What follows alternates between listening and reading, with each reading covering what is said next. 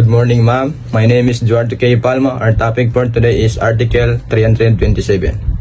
Article 327, any person who shall deliberately cause the property of the another any damage not falling within the terms of the next preceding chapter shall be guilty or malicious mischief. So, sila po ang liable ng malicious mischief. Yung proceeding of chapter dito is the crime of arson. Ano naman ang malicious mischief? May tatlong elements upang maging liable sa crime na to.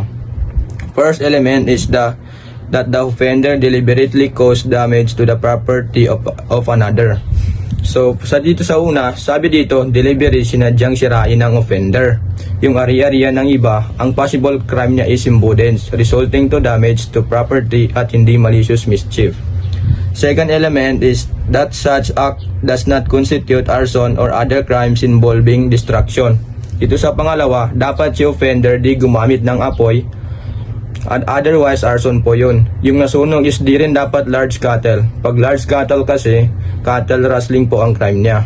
So sa pangatlong element, this third element presupposes that the offender acted due to hate, revenge, or other evil motive. Sa pangatlo naman, dapat ang intensyon ng offender ay sirain.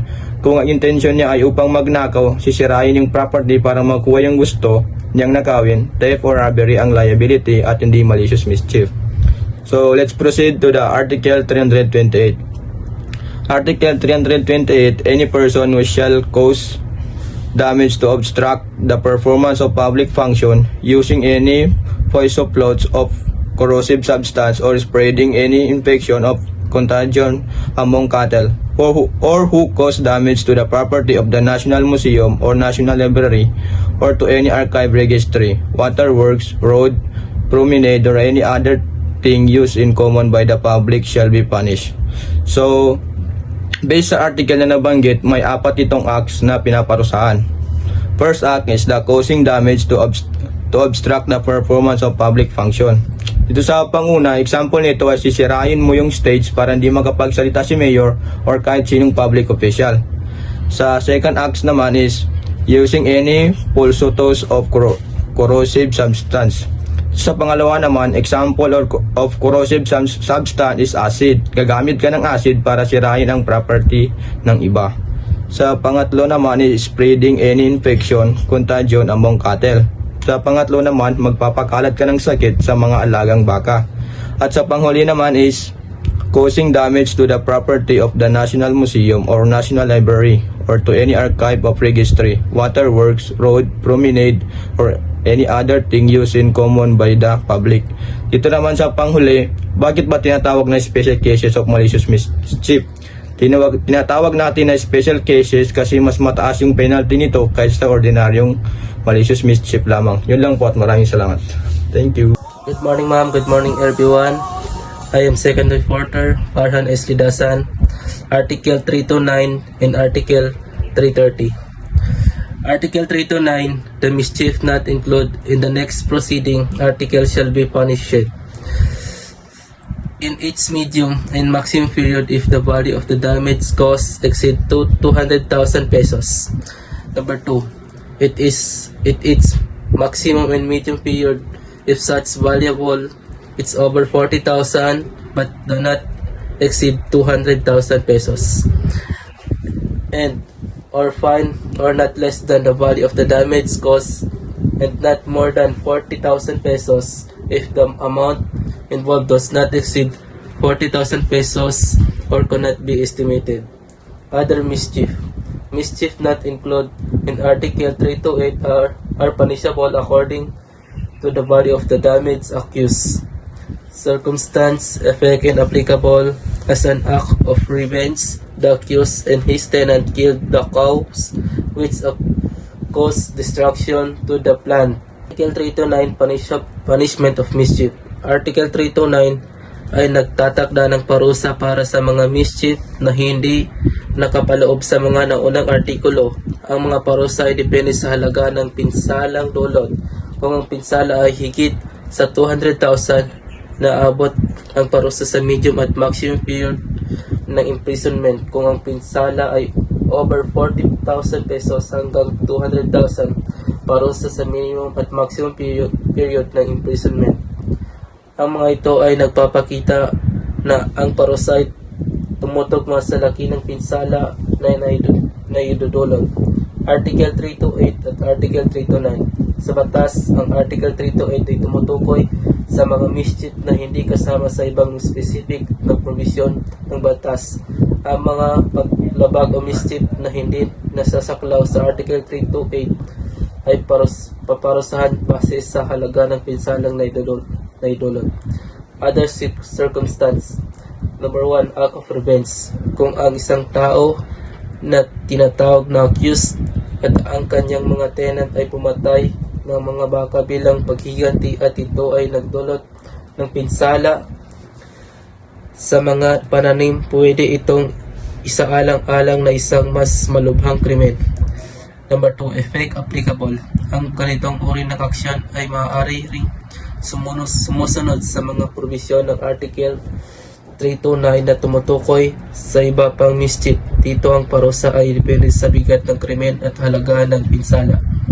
Halimbawa, kung ang halaga ng pinsala sa mga pananim ay mataas, mas mabigat ang parusa na ipapataw sa accused. Kaya mahalaga ang pagkakalam sa ibang mga issue or circumstance upang malaman ang katamang batas na dapat ipatupad. Mahalaga na maunawaan na ang lahat ng uri ng mischief, lalo na ang mga may dahilan ng paghiganti, ay may kaakibat na parusa. Article 330. Damage and attraction to means of common. The penalty of imprisonment, correctional, its medium and maximum period shall be imposed upon any person who shall damage any railway, telegraph, or telephone lines. If the damage shall result in any derailment of cables, collision, or other accident, the penalty of imprisonment shall be imposed without prejudice to the criminal liability of the offender or other consequence of his criminal act. For the purpose of the provision of the article, the electric wires, traction cables, signals system, and other things pertaining to railway shall be deemed to constitute an integral part of railway system. Circumstant effect applicable provision. If the damage shall result in any derailment of cables, higher penalty shall be imposed. Collision or other accident, the rails are removed from railway track to destruction. Article 324. Cause destruction as result of the damage caused to railway certain. Damage to means of passenger of the train are killed but there is no intent to kill on the part of the accused. Article 330. Damage to public utilities. Sa Article 330 naman, ang sino mang magdulot ng pinsala sa railway, telegraph, or telephone lines ay paparusahan sa imprisonment sa medium at maximum period. Kung ang pinsala ay nagdulot ng aksidente gaya ng derailment, mas mabigat na parusa ang ipapataw. Circumstantial consideration. Kapag nagresulta ang pinsala sa aksidente, mas mataas ang parusa ang ipapataw. Halimbawa, kung ang mga pasahero sa tren ay nasaktan o namatay sa aksidente, ito ay kahit walang intensyon na saktan, mananagot pa rin ang may gawa. Circumstance. Kung ang damage ay magresulta sa derailment ng mga tao, mga tren o ibang aksidente, may mga illegal na epekto na dapat tignan. Applicable provision. Destruction. Article 324. Kapag ang damage ay nagresulta sa pagwasak ng railway infrastructure, ang mga akusado ay maaari kasuhan sa ilalim ng Article 324 para sa destruction of property. Number 2, damage to means of communication. Article 330. Kung mawalan ng kakayahan ang train service dahil sa pinsala, maaari ring silang managot sa ilalim ng Article 330. Nagsisilbing means of communication ang railway at ang pinsalang ito ay magdudulot ng malawak na epekto sa mga tao. Number 3, homicide. Article 249. Kung may mga namatay na pasahero dulot na aksidente kahit walang intensyon, ang akusado na pumatay maaaring kasuhan siya ng homicide. Dito ang attendant circumstance ay ang aksidente na nagdulot ng kamatayan. Number 4, murder. Article 248. Sa kabilang banda, kung may intensyon ang akusado na pumatay at ginamit ang pagkasira ng railway bilang paraan ng panggawin nito, maaari ring ituring nitong murder. Sa ganitong sitwasyon, ang mga legal na pananaw ay nagbabago dahil sa kriminal na layunin ng kasangkot.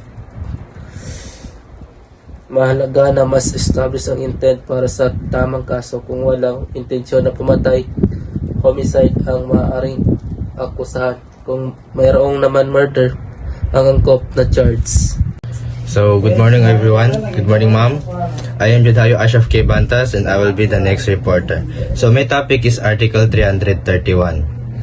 Dastering damaging statues, public patatags, any person who shall destroy or damage statues of any other useful or sentimental public momentum shall suffer the penalty of armas morin its medium period to prison alin its minimum period. Any person who shall destroy or damage any useful or ornament painting of the public nature shall suffer the penalty of armatures, a fine not exceeding 4,000 pesos, or but such fine as imprisonment in the discretion of the court. So, ayon sa Article 331, ang sinumang may kapangyarihan o otoridad na magtago o magpasya sa bilanggo at hindi nagsasabi ng katotohanan o sinasadya niyang pinapalaya o pinapalabas ang isang bilanggo nang walang permiso ng otoridad ay may tinuturing na kasalanan ng identity in the custody of prisoner. So, ibig sabihin, kung may mga tao sa mga ehensya ng gobyerno na may responsibilidad sa pangangalaga ng mga preso at binibigyan nila ng mga bilanggo ng espesyal na pagtrato tulad ng hindi pag-aabiso sa mga otoridad o pagpapalaya sa kanila nang walang pahintulot at ito ay matatawag na isang krimen at may kakulangang parusa. Next is the Article 332. Person shall come from criminal liability, no crime but only civil liability, shall result the commission of the crime of theft, wielding, and malicious chief, command or caused mutually by the following persons. Number 1, spouses accidental and descents relieves definitely the same line. Number 2, the widowed spouse with respect to the property which belong to the deceased spouse before the same shall have passed into the possession of another. Number 5, brothers and sisters and brothers-in-law and sister-in-law. So, ang Article 332 ng Revised Penal Code, RPC ng Pilipinas ay tumutukoy sa civil liability o pananagutan ng civil na kasong theft, wielding estafa at malicious mischief kapag nagkasala ang biktima ay may particular na relasyon sa pamilya. So, ano nga ba ang ibig sabihin ng Article 332? Hindi magkakaroon ng criminal liability, kumbaga walang kulong o kriminal na kaso ang gumawa ng theft, estafa, malicious mischief laban sa mga sumusunod na ngunit civil liability. So, sa madaling salita, bigyan ko kayo ng example. Example is si Mark ay kumuha ng 500 mula sa pitakan ng kanyang nanay nang hindi nagpapaalam. So, ano nga ba ang resulta nito? Ang resulta nito is hindi naman makukulong si Mark. Kumbaga, walang criminal case pero kailangan niya pa rin ibalik yung pera na kinuha niya sa pitakan ng nanay niya para may civil liability siya. So, yun yung mga ibig sabihin ng Article 332. So, doon na tatapos ang aking topic. Thank you.